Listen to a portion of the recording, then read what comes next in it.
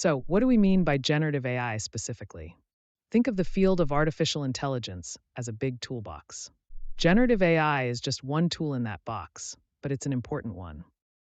As a form of narrow AI, generative AI tools can create new content like text, images, video, music, computer code, and even speech. It's likely you already use generative AI in your daily life. But how does it work? Generative AI tools use a type of computer model called a large language model, or LLM, that is trained on a vast amount of data.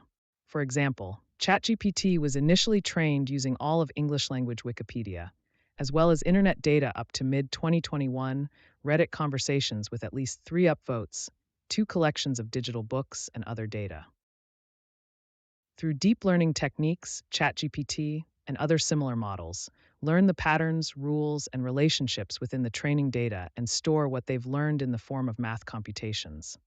Moreover, part of the training process involves having humans rate how the AI responds, so that it can adjust which types of answers are more desired and appropriate.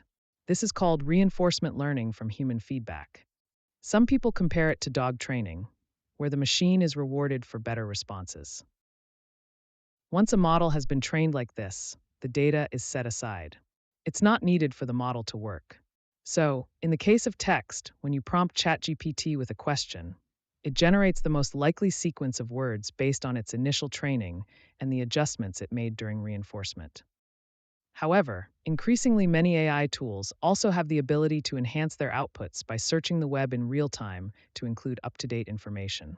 This is called retrieval augmented generation, or grounding, and is used to support what the tool has already learned from its training data.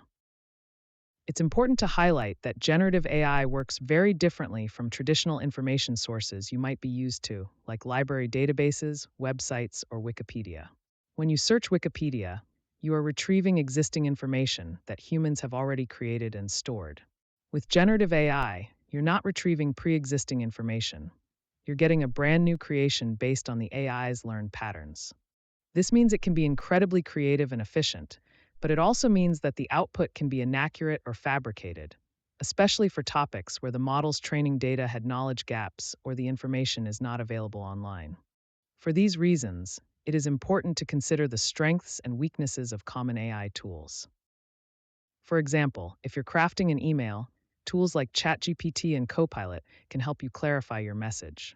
On the other hand, if you need accurate information on a public health event, a grounded tool is more reliable as you can follow the links to online sources that are being referenced.